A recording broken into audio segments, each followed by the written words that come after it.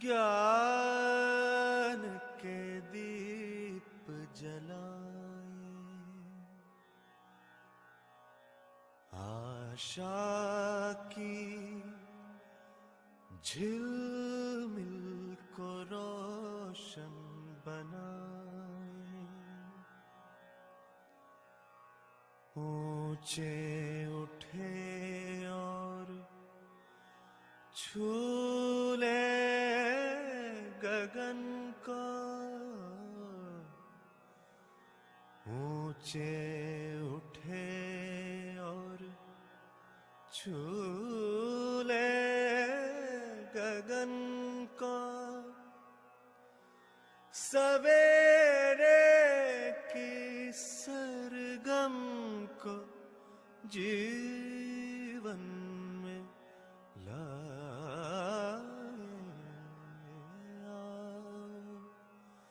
ज्ञान के दीप जलाए, सुन लो दिशाएं बुलाने लगी हैं, हवाएं नए राग गाने लगी है। सभी को नमस्ते, सुप्रभात, हरिहर। बाबा जी को शतशः नमन करती हूँ और बाबा जी के प्रति कृतज्ञता व्यक्त करती हूँ। आज के सत्र में आप सभी बहनें और भाइयों का मनपूर्वक स्वागत करती हूँ। आज के सत्र के दूसरी कड़ी को आगे बढ़ाते हैं और हम कल से श्रवण कुमार भैया जी से मानव व्यवहार दर्शन इस पुस्तक पर प्रस्तुतियां सुन रहे हैं। तो कल भैया जी ने मानव व्यवहार दर्शन का पहला और दूसरा अध्याय सहअस्तित्व और कृतज्ञता इन पर सार रूप में मार्गदर्शन किया था। इसी श्रृंखला को आगे बढ़ाते हुए मैं श्रवण भैया जी को निवेदन करती हूँ कि वो अपनी प्रस्तुति हमारे सामने रखे। श्रवण भैया जी। जी, सभी को नमस्कार।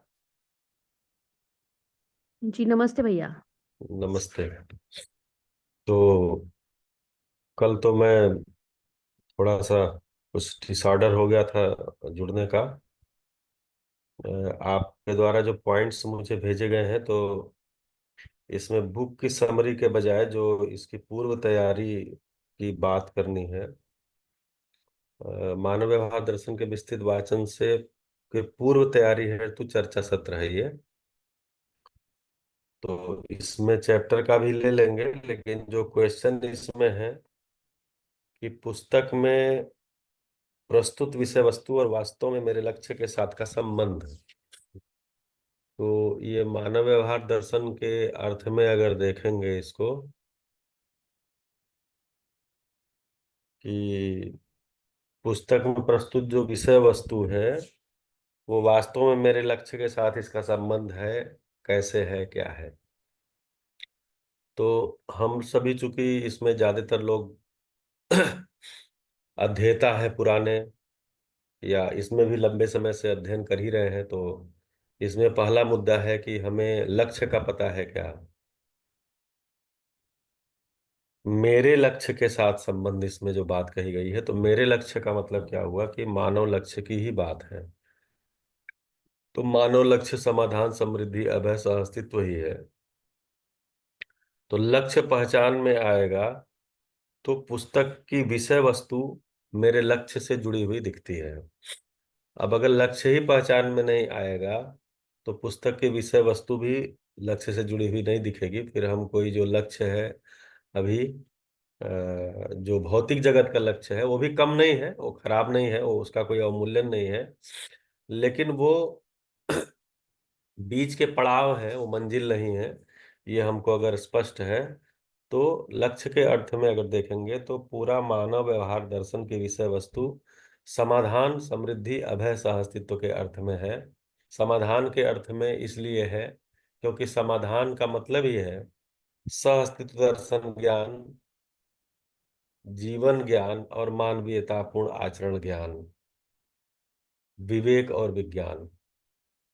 तो ये तीनों ही जो पहले तो तीन प्रकार का ज्ञान और विवेक और विज्ञान, ये सभी की चर्चा इस पुस्तक में मानव व्यवहार दर्शन में है।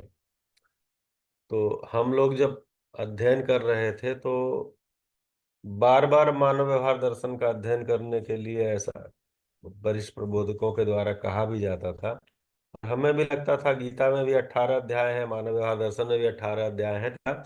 वाचन पठन प्रतिदिन किया जाए 2-4 पेज तो ज्यादा फायदा होगा।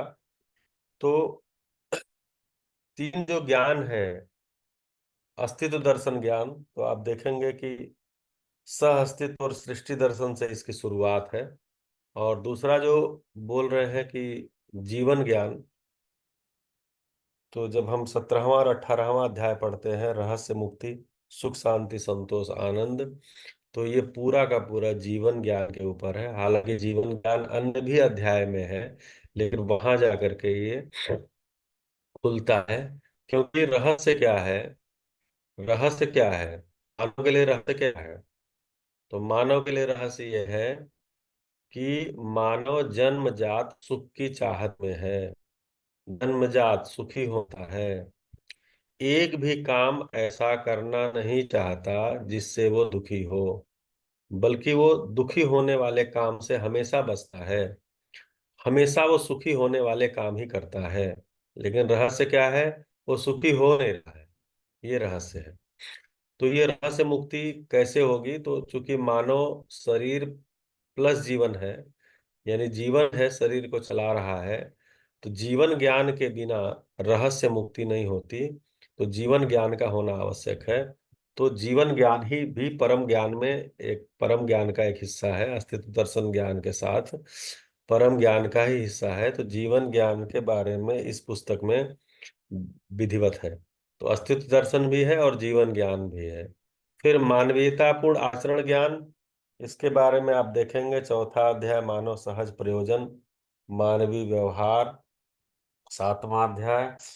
तो ये सारा का सारा जो है मानवीयतापूर्ण आचरण से जुड़े हुए अध्याय हैं। तो हमारा जो ज्ञान वाला पक्ष है, वो लक्ष्य जो है, मतलब ज्ञान का जो लक्ष्य है, उसमें ये पुस्तक मददगार साबित होगी। दूसरा है विवेक। विवेक में नश्वरता का ज्ञान, अमरता का ज्ञान और व्यवहार के नियमों का ज्ञान, ये तीन प्रकार की जो बात की गई है। क्या नश्वर है? तो शरीर नश्वर है। क्या अमर है? जीवन अमर है। और व्यवहार के क्या नियम है? तो व्यवहार के सामाजिक नियम, बौद्धिक नियम, प्राकृतिक नियम क्या है? तो ये सारा भी इस पुस्तक में विवेक वाला पक्ष भी है। और तीसरा जो विज्ञान है, वो भी इस पुस्तक में है। तो हम देखेंगे कि जो हमारा समाधान वाला, समझ से समाधान, तो समझने वाला जो पक्ष है, ज्ञान विवेक विज्ञान, वो इस पुस्तक में है। तो जो पहला बिंदु मेरे समक्ष रखा गया है कि प्रस्तुत पुस्तक में विषय विषय वस्तु और वास्तव में मेरे लक्ष्य के साथ का क्या संबंध है। अब इसमें जो हमारा भौतिक जगत का लक्ष्य है, भौतिक जगत के व्यवहार है, उसके क्या नियम है, तो भी हालांकि ज्यादातर वो कर्म दर्शन में आएगा, जो हमारा उत्पादन से जुड़ा हुआ मामला है, लेकिन उसकी एक झलक इस पुस्तक में भी है। तो कुल मिलाकर के मानव लक्ष्य को मानव लक्ष्य को प्राप्त करने के लिए जो जो विषय वस्तु हो सकती है, उसका जो जो विषय वस्तु हो सकती है, वो विषय वस्तु इस पुस्तक में मानव व्यवहार दर्शन में है, जो कि अस्तित्व मूलक मानव केंद्रित चिंतन ज्ञान यानी मध्यस्थ दर्शन का एक हिस्सा है। अब इससे जुड़ा हुआ ही कुछ प्रश्न है जो इससे ही जुड़ता है कि मेरे लक्ष्य और रुचियां क्या हैं और क्या पुस्तक उनके अनुरूप है। तो लक्ष्य और रुचियां, मतलब लक्ष्य तो हम मेरे मेरे लक्ष्य और रुचियां क्या हैं?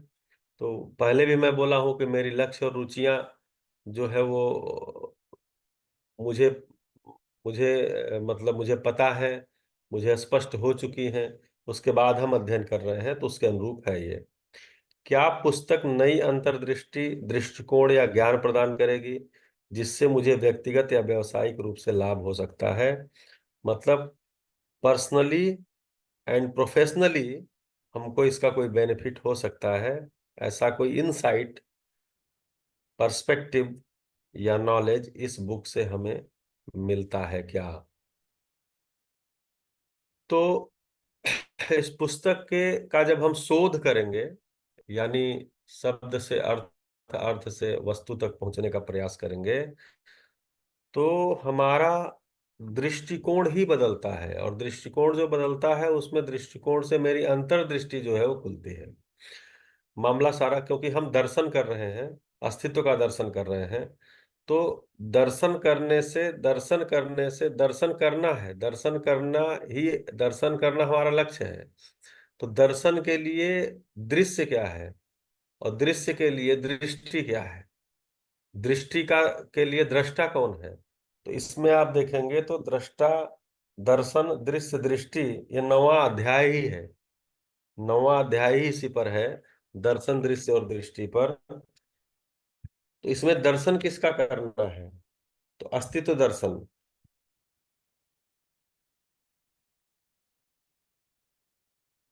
तो 9वें अध्याय में देखते हैं दर्शन, क्षमता, योग्यता, पात्रता, वातावरण, अध्ययन और पूर्वक, संस्कार पूर्वक। तो दर्शन की क्षमता, दर्शन क्षमता किसमें है? मानव में ही है। योग्यता, पात्रता मानव में ही है। अब ये वातावरण मानव को तैयार करना है। अभी नेचुरली ये वातावरण है नहीं। मतलब जो अध्ययन के लिए वातावरण की बात कह रहा हूं वो प्राकृतिक विधि से अभी नहीं है। तो हमको वातावरण निर्माण करना है और उसमें अध्ययन करना है। वातावरण निर्माण होता है, उसमें अध्ययन होता है, तो संस्कार परिमार्जन होता है मेरा।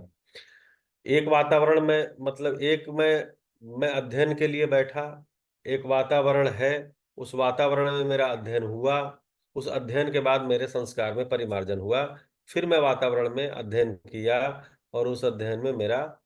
तो कुल मिलाकर के इसमें मूल मुद्दा क्या है? मूल मुद्दा है वातावरण का होना और उस वातावरण में अध्ययन का होना। अगर वातावरण निर्मित है, जैसे अभी ये बुल्ढाना संस्था के द्वारा एक वातावरण निर्मित किया गया कि 10 साल तक हम अध्ययन करेंगे, और हम उसमें 1 घंटे जुड़ रहे हैं, तो वातावरण मेरे लिए 1 घंटे के लिए है, 1 घंटे के लिए उपलब्ध कराया गया है।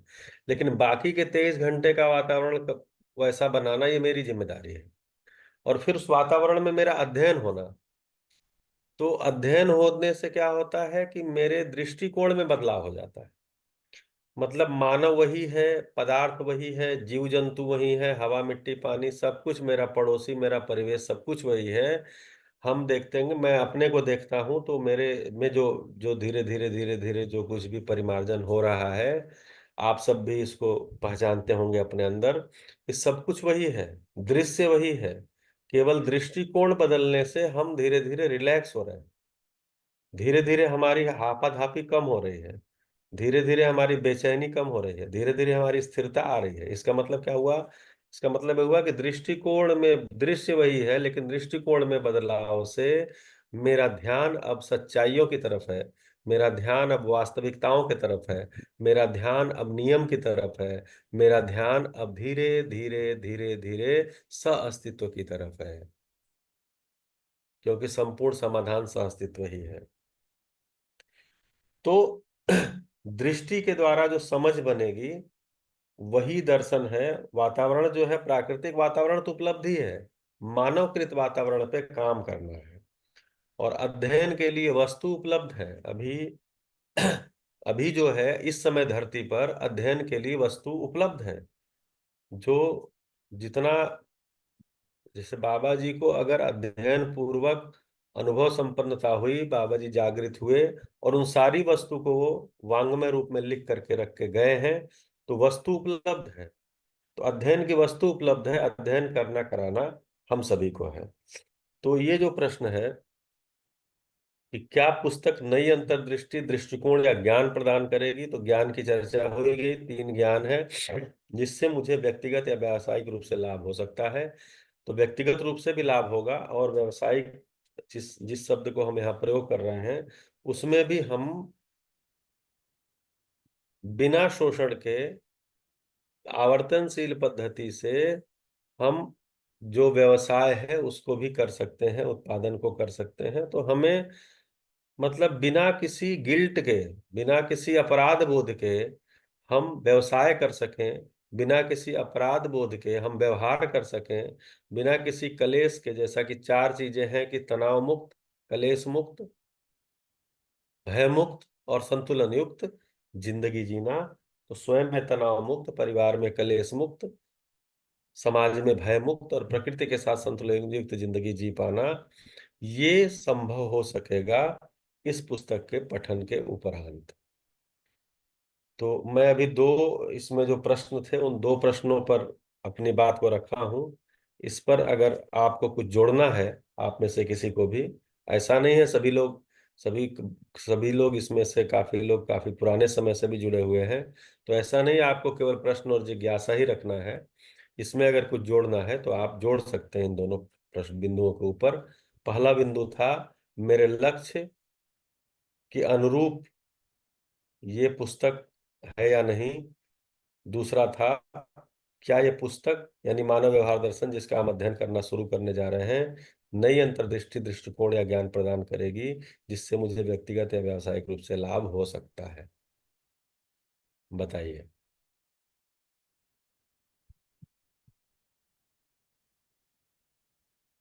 हम लोग के यहाँ बचपन में कहानी कहा जाता था, जब दादी जी कहानी कहती थी तो वो बीच में हुकारी भरना जरूरी होता था।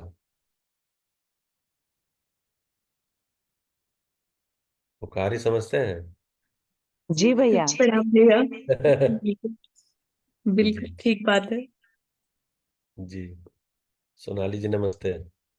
प्रणाम भैया। जी बताएं कोई। नहीं तो तीसरा फिर इसमें एक जो प्रश्न है कि क्या पुस्तक से कोई व्यवहारिक अनुप्रयोग या निष्कर्ष है जिसे मैं अपने जीवन में लागू कर सकता हूँ। प्रश्न सारे जुड़े हुए ही हैं, मतलब जितने भी प्रश्न यहाँ रखे गए हैं मेरे समक्ष, ये सब कनेक्टेड ही हैं। लेकिन फिर उसको हम समझने के लिए थोड़ा सा जो विश्लेषण करते हैं, एनालिसिस करते हैं, बाद में फिर सिंथेसिस करते हैं, तो हम उसको थोड़ा अलग अलग करके समझ रहे हैं, लेकिन सारे प्रश्न जुड़े हुए ही हैं। नमस्ते भैया। नमस्ते भैया। जी नमस्ते। जी। जयश्री बहन, अभी संदीप भैया हम्म, माइक बंद किए हैं। जयश्री बहन, अच्छा। जी संदीप जी जी नमस्ते भैया, सभी को नमस्ते। नमस्ते। हम्म, भैया थोड़ा मानवकृत वातावरण कैसे निर्माण करें, इस पर थोड़ा प्रकाश डालें। मानवकृत निर्माण परिवार से ही निर्माण होता है। परिवार के अंदर सबसे बड़ा मुद्दा है। और मतलब एक समय तो ऐसा था कि जैसे बाबा जी को देखेंगे तो बाबा जी के साथ क्या दिक्कत थी कि मानवकृत वातावरण था नहीं। मतलब उनके यहाँ जो कुछ भी मानवकृत वातावरण था वो मानने वाला ही था। आपको मानना है। अब इनका मानने से काम चलता नहीं था, ये तर्क लगाते थे और तर्क में चीजों को रखते थे, तो उसमें जो भी ज्ञान की वस्तु है वो इनके अनुसार, मतलब उस समय कहे तो इनके अनुसार वो वितंडावाद कही जाती थी कि वितंडावाद करते हो तुम, वेदांत को और शास्त्र को नकारते हो, जबकि ऐसा कुछ नहीं था। ये नकार नहीं रहे हैं, लेकिन जो चीज स्वीकार हो रही है वो समझ में तो आनी चाहिए। मतलब जो स्वीकारने को कहा जा रहा है वो समझ में तो आना चाहिए।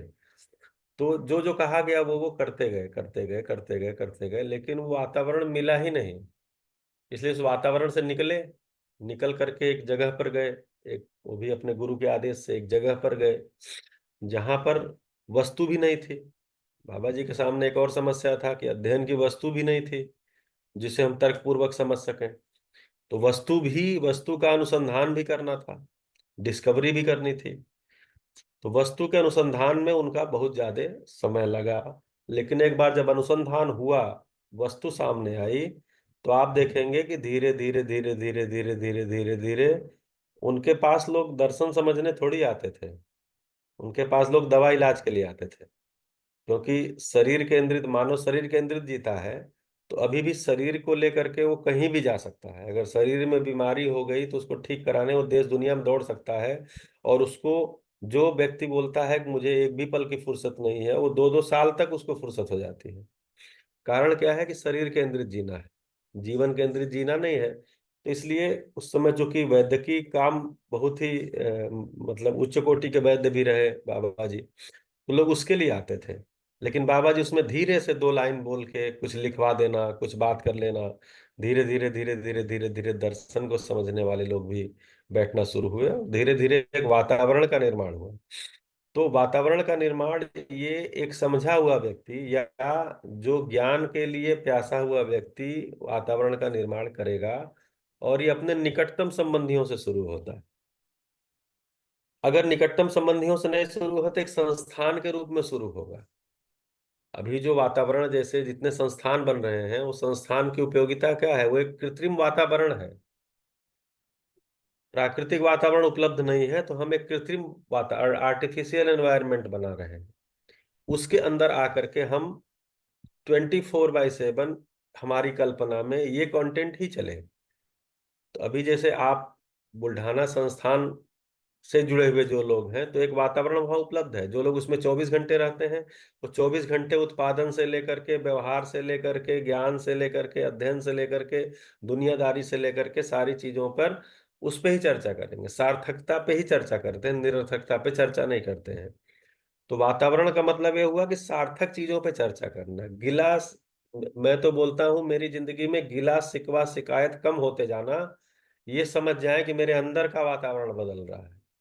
और मेरे साथ में लोगों के का भी गिला शिकवा शिकायत बंद कम होना, ये इसका मतलब हमारे परिवेश का भी वातावरण बन रहा है।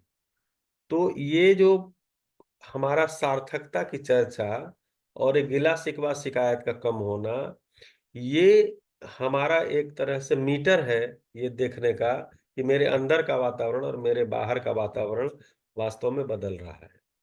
तो ये बदलने का तो एक ही विधि बाबा जी बताए हैं, अध्ययन, अध्ययन, अध्ययन और अध्ययन। वो हम कर ही रहे हैं। जी जी। जी जी जी, संदीप भैया। जी भैया, प्रणाम भैया, सभी को प्रणाम। नमस्ते। अ, अ, अभी आपने मानव व्यवहार दर्शन के सभी अध्यायों के को देखते हुए कि कैसे, कौन सा अध्याय अस्तित्व दर्शन, ज्ञान, कौन सा अध्याय जीवन ज्ञान, जैसे 17-18 अध्याय में जीवन ज्ञान की बात अपने करी, उधर ध्यान गया। फिर मानवीयता पूर्ण आचरण ज्ञान से जुड़े हुए अध्यायों पर ध्यान गया, जैसे मानव सहज प्रयोजन, मानवीय व्यवहार आदि। फिर विवेक से जुड़े हुए अध्याय, और इस तरह से विज्ञान से जुड़े हुए अध्याय। तो थोड़ा और स्पष्टता चाह रहे थे कि विज्ञान से जुड़े हुए अध्याय कौन है। उसके साथ ही कुछ अध्याय ऐसे हैं, जैसे दर्शन, दृश्य, दृष्टि आपने बताया, लक्षण, लोकालोक, लक्ष्य। तो इस तरह से कौन से एंगल और देखे जा सकते हैं जिनके, जो इन अध्यायों के रिप्रेजेंटेटिव हैं। थोड़ा उधर ध्यान गया था, तो मैं चाह रहा था इस पर और कुछ सुनूं। जी भैया, बढ़िया। धन्यवाद। तो विज्ञान का मतलब है क्रियावादी, कालवादी, निर्णयवादी। तो हम देखेंगे जो पूरा का पूरा सहअस्तित्व है और सृष्टि दर्शन है, ये पूरा क्रियावादी ज्ञान की तरफ लेकर के जा रहा है। तो मतलब इसको हम उससे जोड़ सकते हैं। क्रिया और काल और निर्णय, ये सभी का इसमें है। मतलब अभी विज्ञान का मतलब क्या है कि क्रिया हो रही है और कुछ अवधि तक हो रही है। जो भी क्रिया हो रही है उसके उसका काल है, उसके अनुसार ही निर्णय होना, इसको हम कह रहे हैं विज्ञान। तो ये हमारी दृष्टि खुलनी है। क्रिया हो ही रही है, काल हो ही रही है, हमारे निर्णय की दृष्टि, निर्णयवादी हमको जो मतलब ज्ञान है, उसके लिए हमारी दृष्टि का बनना है। तो उसके लिए सृष्टि दर्शन है, सह अस्तित्व दर्शन भी है। और हम जब 9वां अध्याय दर्शन दृश्य दृष्टि पढ़ते हैं, तो इसमें भी इससे जुड़ा हुआ बहुत सारा विषय वस्तु है। तो मतलब अलग अलग तो नहीं है, अलग अलग जैसे हम देखेंगे तो जीवन ज्ञान के बारे में बोल तो रहे हैं 17वें 18वें में है, लेकिन जीवन ज्ञान के बारे में अन्य जगहों पर भी है। तो चूंकि पूरा का पूरा जुड़ा हुआ है, कनेक्टेड है, तो एक तो विज्ञान के बारे में आपने कहा, दूसरा कहा विवेक के बारे में। तो विवेक के बारे में, जीवन ज्ञान जब हम कर रहे हैं तो हमको जीवन की अमरता का हमको ज्ञान हो रहा है, यही विवेक का जागृत होना है। तो जीवन के अमरत्व का ज्ञान। अभी क्या है, हमको जो मानव को मृत्यु भय रहता है, सबसे बड़ा जो प्राण भय है, उसको ये लग रहा है कि मेरी एक आयु है और उस आयु में मैं खत्म हो जाऊंगा, इसीलिए जल्दी जल्दी सब कुछ करना है, इसीलिए शोषण है, इसीलिए संघ युद्ध है, इसीलिए बहुत सारी चीजें वहां से शुरू हो रही हैं।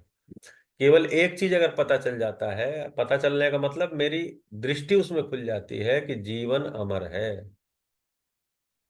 अब जीवन अमर है, ये जीवन क्रिया को देखने से, जीवन क्रिया पे जब हमारा ध्यान जाता है कि जीवन में अक्षय बल अक्षय शक्तियां हैं, इसका बल और शक्ति खत्म होने वाली नहीं है, तो इससे हमारा जो तर्क बनता है, अभी हमारा तर्क ही बनेगा, अनुभव तक तर्क ही है सारे, तर्क बनता है कि जीवन अमर है, तो इससे हमारी एक दृष्टि खुलती है, वो विवेक की दृष्टि है। दूसरा, शरीर नश्वर है।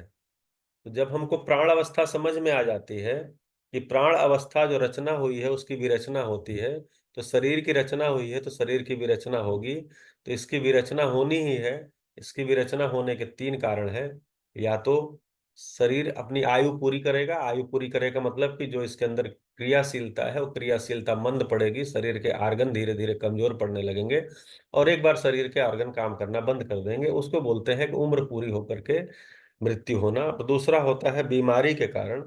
तो बीमारी के कारण भी होता वही है कि कोई न कोई अंग, एक या ज्यादा अंग की क्रियाशीलता कम होकर खत्म होती है और वो बीमारी के कारण शरीर खत्म होता है। और तीसरा, दुर्घटना के कारण उसमें भी शरीर की कोई अंग अंग अवयव जो है वो काम करना बंद कर देता है। तो चूंकि शरीर, पूरा शरीर सभी अंग अवयवों के सह अस्तित्व में है, तो किसी भी एक हिस्से में, अगर एक दो हिस्से में, और खासकर ऐसे हिस्से में जो कि पूरे शरीर को संचालित कर रहे हैं, जैसे दो होते हैं इसमें, ज्ञानवाही तंत्र और क्रियावाही तंत्र। तो क्रियावाही तंत्र के अंदर अंदर जो चीजें होती हैं, आर्गन बिगड़ते हैं, फिर उसके कारण खत्म होता है। तो शरीर के नश्वरत्व का हमको ज्ञान हो जाए। अभी शरीर के नश्वरत्व की सूचना है, हम बोलते तो हैं कि शरीर नश्वर है, लेकिन क्या हमको ध्यान हमेशा बना रहता है? ध्यान तो हमेशा शरीर को ही पालने पोसने का बना रहता है, शरीर को ही अच्छी सुविधाएं, ज्यादा से ज्यादा सुविधाएं, सुविधाएं खराब नहीं है, लेकिन 24/7 उसी की चिंता करना। जैसे मान लीजिए, सुविधा मुझे जितनी चाहिए मुझे पता है, भाई ठंडी से बचने की सुविधा चाहिए, गर्मी से बचने की सुविधा चाहिए, शरीर को जिंदा बचाने के लिए भोजन से जुड़ी हुई सुविधा चाहिए, और संबंध के निर्वाह के लिए सुविधा चाहिए। मतलब कुल मिला के शरीर को जिंदा बनाए रखने के लिए, संबंधों के निर्वाह के लिए सुविधा चाहिए, वो जरूरी है, वो हमको पता है। उसके लिए हम क्या करेंगे, क्या कमाई करेंगे, क्या उत्पादन करेंगे, क्या व्यवसाय करेंगे, वो हमको पता है, उसके अनुसार हम उसको कर रहे हैं। अभी भ्रमित स्थिति में तो हमारे व्यवसाय, हमारे उत्पादन सब कुछ अलग अलग ढंग से ऐसे हैं कि अभी उससे निकलना भी हमारे लिए मुश्किल है, क्योंकि उससे निकलेंगे तो वातावरण नहीं है कि फिर हमारा तो सर्वाइवल ही मुश्किल होगा। तो अभी इसीलिए कह रहे हैं कि जो व्यवसाय कर रहे हैं वो व्यवसाय करते हुए अध्ययन तो कर ही सकते हैं। ठीक है, जब व्यवसाय को छोड़ना होगा तो व्यवसाय भी छोड़ सकते हैं, अगली शरीर यात्रा में छोड़ देंगे। शरीर तो नश्वर है, जीवन तो अमर है। तो उत्पादन को और व्यवसाय को पहचान करके उसके लिए जो हमको करना है वो करेंगे। 24/7 हमारी कल्पनाशीलता उसमें ही नहीं चलेगी। कभी कभी क्या होता है कि किसी सुविधा को लेकर के हमारे अंदर द्वंद्व चलता है, ये सुविधा करनी चाहिए नहीं करनी चाहिए। अगर आपको द्वंद्व चल रहा है तो आप सुविधा कर लें, कम से कम उसकी उसकी समीक्षा हो जाएगी, और वो अपने कल्पनाशीलता से तो निकल जाएगा कंटेंट। नहीं तो कई बार वही कंटेंट हमारे में चलता रहता है। तो शरीर के नश्वरत्व का ज्ञान का मतलब ये हो गया कि शरीर से जुड़ी हुई जो सुविधाएं हैं उनके बारे में, शरीर चूंकि सीमित है तो इसको सीमित सुविधाएं चाहिए, तो इसके लिए सीमित सोचना भी है, इसके लिए सीमित कल्पनाशीलता है। ऐसा नहीं कर रहे, कभी कभी हमको लगता है सुविधाओं का उपेक्षा करना है, सुविधाओं की उपेक्षा नहीं कर रहे हैं। क्योंकि शरीर सीमित है, इसकी आयु भी सीमित है, इसकी आवश्यकताएं भी सीमित है, इसीलिए अपनी कल्पनाशीलता भी इसमें सीमित ही लगाना है। लेकिन जीवन अमर है, जीवन ज्ञान संपन्न होना चाहता है, इसलिए ज्यादा कल्पनाशीलता इधर लगाना है। तो ये जब जीवन के अमरत्व का ज्ञान है और शरीर के नश्वरत्व का ज्ञान है, तो फर्क क्या पड़ता है? फर्क यही पड़ता है कि हमें अपने सोच विचार को कहाँ कम लगाना है, कहाँ ज्यादा लगाना, वो हमें स्पष्ट होता है। फिर इसके साथ ही हमारे व्यवहार निश्चित हो जाता है, व्यवहार के नियम पता है। बौद्धिक नियम क्या है? जिससे कि बुद्धि का विकास होगा और बुद्धि का उपयोग होगा, सदुपयोग होगा। तो असंग्रह विद्या से स्नेह सरलता अभय जिसको नाम दिया है। फिर व्यवहार का नियम क्या है, मतलब सामाजिक नियम क्या है? तो सामाजिक नियम स्वधन स्वनारी स्वपुरुष दयापूर्ण कार्य व्यवहार है। प्राकृतिक नियम क्या है? तो प्राकृतिक नियम जो है आवर्तनशीलता, उदात्तीकरण और पूरकता है। तो इस प्रकार से जब हम जीवन को समझ रहे हैं, जब हम शरीर को समझ रहे हैं, जब हम अस्तित्व को समझ रहे हैं, तो उसके साथ साथ विवेक का ज्ञान, विवेक में जो 3 ज्ञान है वो हमको हो ही रहे हैं। उसके अपने लिए आप को। अध्याय अलग से होगा ऐसा कोई जरूरी नहीं है। जी भैया। जी जी जी कुछ भैया, बोल रहे बिल्कुल ठीक स्वीकार हुआ। नहीं नहीं, अहंकार ही भर रहा हूँ भैया, मतलब स्वीकार हो रहा है। ठीक, ठीक है, ठीक है, बढ़िया बढ़िया। तो ऐसे ऐसा ऐसा बीच बीच में जिज्ञासा आती रहेगी तो अच्छा रहता है। चौथा, तीसरा है इसमें कि क्या पुस्तक में कोई व्यवहारिक अनुप्रयोग या निष्कर्ष है जिन्हें मैं अपने जीवन में लागू कर सकता हूँ? तो बहुत सारे जगहों पर है। अगर व्यवहारिक हम जागृत मानव परंपरा की या जागृति के समय की न भी देखें, आज जिस धरातल पर हम खड़े हैं वहां के बारे में हम कोई व्यवहारिक अनुप्रयोग देखें, तो हमारे अभ्यास का कंटेंट है पूरे पुस्तक में। जैसे हम जीवन क्रिया में अभ्यास करना चाहेंगे, तो जीवन क्रिया में अभ्यास तो होता नहीं है कि अब हमारी दृष्टि जो है वो न्याय की हो गई, अब हमारी दृष्टि प्रीहित लाभ से हट गई, अब मेरा आस्वादन रुचि मूलक से मूल्य मूलक की तरफ हो रहा है। ये बोलने से, ये बार बार कल्पनाशीलता में लाने से तो होता नहीं है। ये होगा कैसे? तो अभ्यास जो है, वो जो अभ्यास दर्शन में जाएंगे तो कर्माभ्यास, व्यवहाराभ्यास या विचाराभ्यास और चिंतनाभ्यास। तो चिंतनाभ्यास का कंटेंट जो है वो कर्माभ्यास और व्यवहाराभ्यास से ही आएगा। तो हमारे व्यवहार में अभ्यास के कंटेंट है इसमें, जैसे मूल्य है। तो मूल्यों का हम संबंधों में अभ्यास कर सकते हैं। आज के भी समय में जब हम अभी जागृत नहीं हुए हैं, हम भ्रमित ही हैं तब भी, लेकिन जागृति की तरफ हमारी एक प्रेरणा बनी हुई है, तो हम संबंधों में मूल्यों का अभ्यास कर सकते हैं आज के समय में। तो वो भी विषय वस्तु इसके अंदर है कि संबंधी के साथ जो पूरकता है उसको क्या मैं पहचान रहा हूँ, क्या मैं अपने संबंधी को मानव रूप में देख पा रहा हूँ। मानवीय व्यवहार कब होगा? जब मैं स्वयं को मानव मानूं और दूसरे को अमानव मानूं, तो मानवीय व्यवहार होगा ही नहीं। वो तो प्राकृतिक व्यवहार हो ना, क्योंकि मानव के अलावा जो है वो शेष प्रकृति हम बोलते हैं।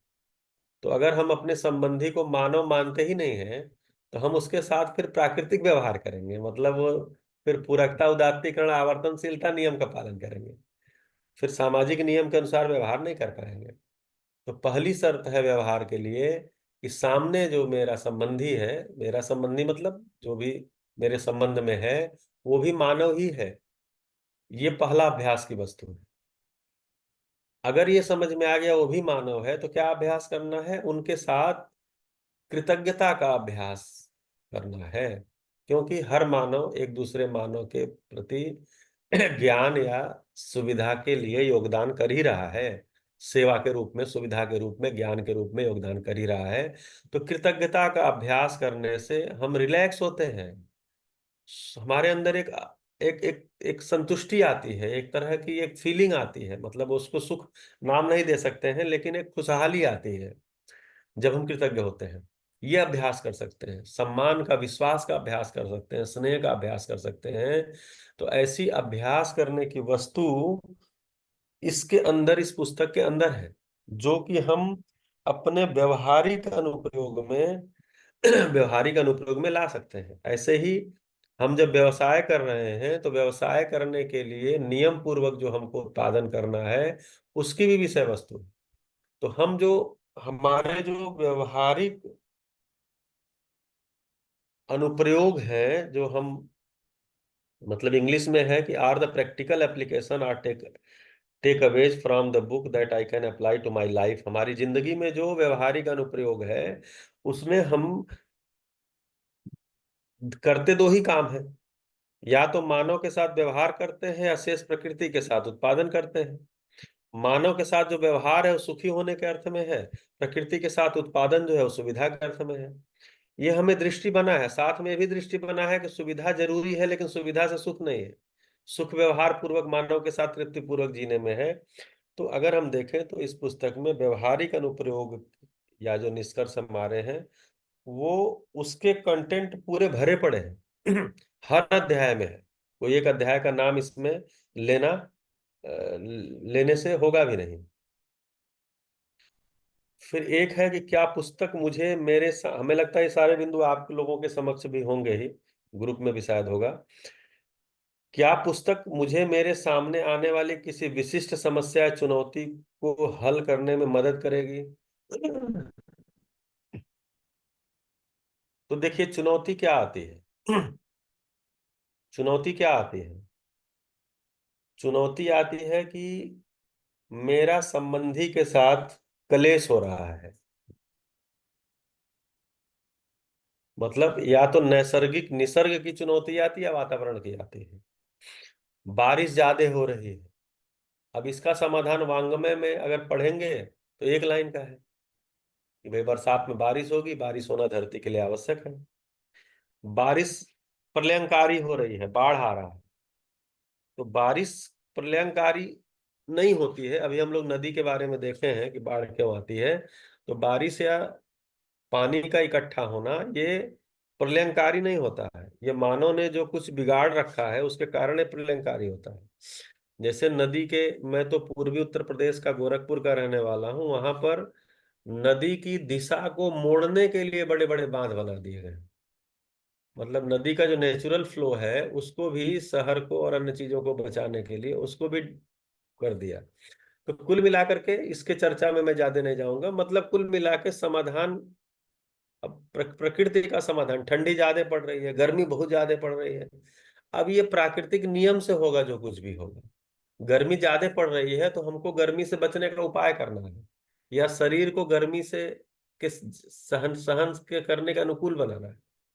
अब हम शरीर को गर्मी के सहन करने की अनुकूलता खत्म होती जा रही है, गर्मी से बचने के उपाय हमने खोजे हैं बड़े बड़े नए नए, और ठीक है क्योंकि शरीर की सहने की क्षमता कम हो गई है।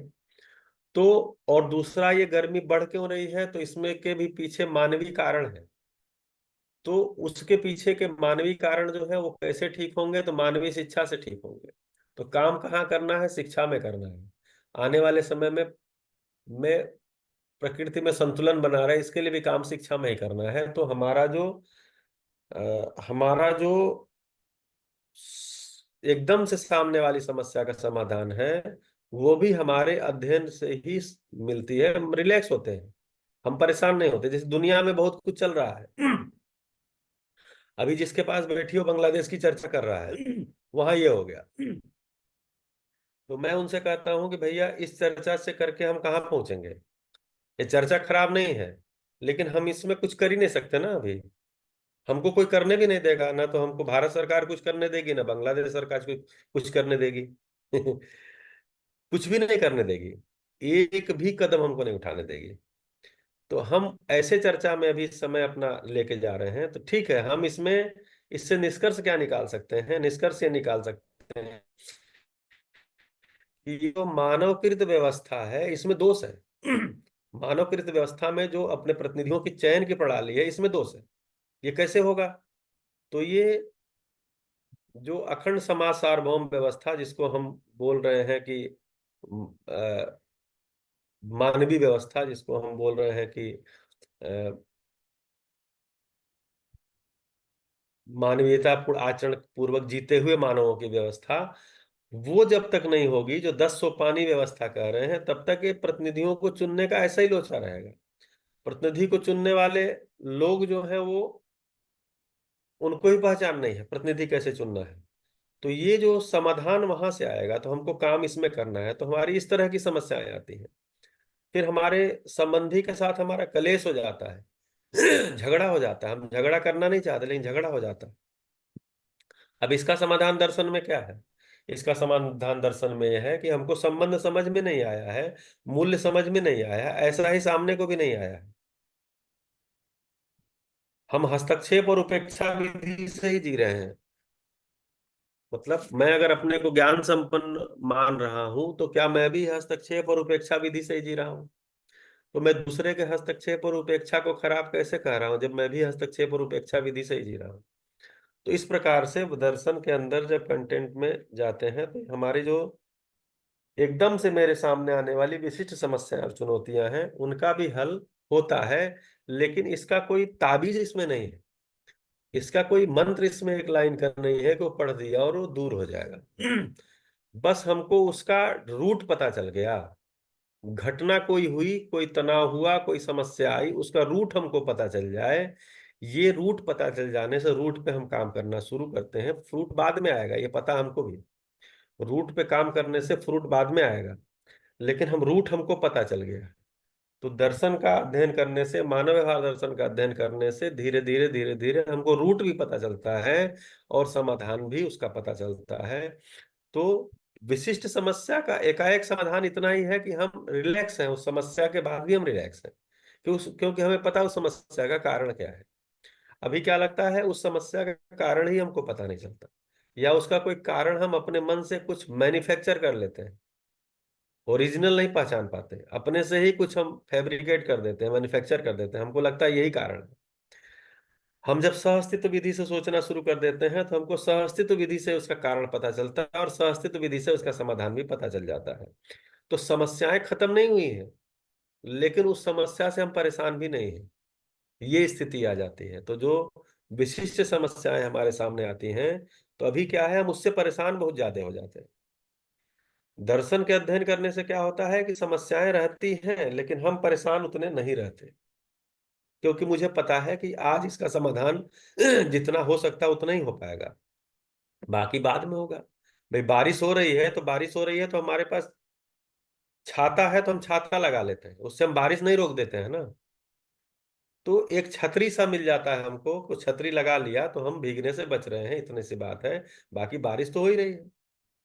तो इस प्रकार से ये जो क्वेश्चन है कि क्या पुस्तक में मुझे मेरे सामने आने वाली किसी विशिष्ट समस्या चुनौती को हल करने में मदद दे करेगी? बिल्कुल ही करेगी। Will the book help me solve a specific problem और चैलेंज आई एम फेसिंग? तो ये 3 क्वेश्चन आज के मैं रखा हूं, बताइए। 3 नहीं 4 हो गए, 4 जो बिंदु थे उन पे आज इस पुस्तक के संदर्भ में चर्चा किया हूं। आप लोग का और कोई कुछ शेयर करना है, कुछ इसमें जोड़ना है, उस सभा से बात करनी है तो आप रख सकते हैं, अभी 4-5 मिनट बचे हुए हैं। तो मैं एक्चुअली अहमदाबाद आ गया हूँ, आज से बच्चों का यहाँ शिविर है, तो 8 बजे से ही शिविर है, तो लंबा तो मैं नहीं चल सकता, लेकिन आपकी जो 5 से 6 है उसमें तो पूरा समय दे सकता हूँ। जी बताएं।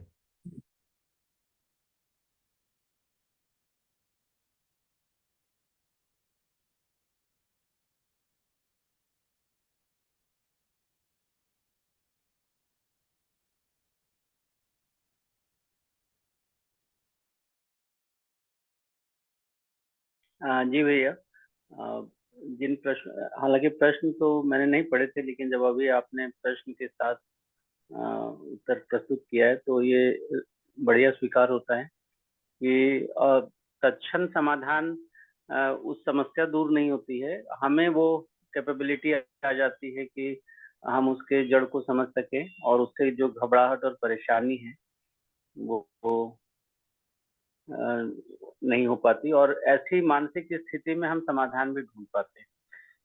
क्योंकि अब परेशानी में होते हैं तो हम समाधान में या कुछ जो कुछ भी किया जा सकता है वो भी नहीं कर सकते। तो ये तो आखिरी वाला प्रश्न जो था उसके उत्तर में ये बात खुद में देखते ही हैं। बिल्कुल। तो उसमें ये कह रहे हैं ना, ये दर्शन, ये जो पुस्तक है वो उसके संदर्भ में बात कही जा रही है। तो कुल मिला के हमारा अध्ययन जारी है, तो हम ये कर पाएंगे। उसकी वस्तु इसमें है, लेकिन जो समाधान है वो तो मानवीय व्यवस्था में ही है, ये हमको पता है। तो हम केवल इतना ही कर सकते हैं कि समीक्षा करके हम आगे बढ़ सकते हैं। जी भैया, बहुत अच्छा। और कोई? भैया नमस्ते। नमस्ते प्रमोद जी। भैया एक बढ़िया है। बहुत बढ़िया। जी भैया बहुत बढ़िया हम्म। है। अब भैया ध्यान आकर्षण कराएं कि अभी हमारा जो 24 घंटे का जो जीना होता है ना, वो शुद्ध रूप से मैं खुद के बारे में देखूं तो शरीर मूलक ही होता है। जबकि हमको पता है कि जीवन अमर है और शरीर नश्वर है। उसके बावजूद भी ज्यादा समय हम अपने जीवन क्रियाओं पर ध्यान नहीं दे पाते हैं। और 24 घंटा ज्यादा से ज्यादा समय, अभी जैसे 1 घंटा आपके साथ संवाद कर लिए, उसके बाद जीवन क्या वास्तविकता है उसके ऊपर क्षणिक भी भनक ही नहीं जाता है। और पूरा का पूरा शरीर मूलक की चीजों के ऊपर मतलब ध्यान देते हैं। तो सुनते समय तो सुन लेते हैं, लेकिन पूरा दिन का दिनचर्या ऐसा हमको लगता है कि बना हुआ है या हम बना के रखते हैं कि उससे पूरी तरह से निकल नहीं पाते हैं। तो वो बार बार हमको लगता है अभ्यास करने से ये संभव होगा। जी तो भैया, थोड़ा जैसे इसमें आप। जो हम ये काम दिन भर का कर रहे हैं ना, उसमें केवल कंटेंट का मतलब ये है कि हमारे सामने पुस्तक और सूचना के रूप में नहीं है, हमारे मनन में भी वो चल रहा है कि नहीं, हमारी जो सुविधा के अर्थ में भी किया जाने वाला कार्य है उसमें भी हमारे मनन में चल रहा है कि नहीं, मानव के साथ जो व्यवहार है उसमें भी हमारे मन में ये चल रहा है कि नहीं चल रहा है। बस उतनी सी बात है। बाकी हमको अभी तो अपने जीविकोपार्जन के लिए जो समय है 7-8 घंटा लगाना ही पड़ता है, क्योंकि अभी जीविकोपार्जन के लिए जो परिस्थितियां हैं वो उतनी अनुकूल नहीं है कि हम 2 घंटे 3 घंटे काम करके और अपना जीविकोपार्जन कर सकते हैं। तो मैं ऐसा किसी को सलाह भी नहीं दे रहा हूँ कि जीविकोपार्जन के लिए आप 3 घंटे काम करिए और बाकी 5 घंटे 6 घंटे 8 घंटे इसके लिए करिए। लेकिन हम जो कुछ भी कर रहे हैं उसमें हमारा ध्यान इस पे बना हुआ है कि नहीं, इतनी सी बात है, मानसिकता वाली बात है भैया। जी भैया।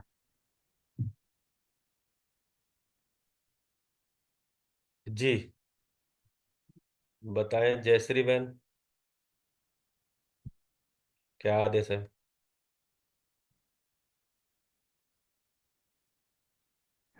नमस्ते। 6 तो बज गए भैया। हाँ, समय तो क्रिया की अवधि ही काल है। जी। ठीक। तो ठीक है। बाकी ये अच्छा था। मैं कल आते आते रास्ते में बिंदु देखा। मैं कल बिंदु, एक्चुअली मैं कल मैसेज देख नहीं पाया शाम को, जब वैशाली जी का मैसेज आया, और सुबह ही एकाएक देखा था। तो इसमें ये जो बिंदु हैं जो भेजे गए हैं, इन बिंदुओं पर इस पुस्तक के रेफरेंस में हम लोग इस चर्चा को आगे और जारी रखेंगे। तो कल मिलेंगे फिर सुबह 5 बजे। सभी को नमस्ते। नमस्ते। धन्यवाद भैया जी। जी सभी धन्यवाद को धन्यवाद भैया दीदी, नमस्ते। सभी को नमस्ते। बहुत बढ़िया। बिल्कुल नंबर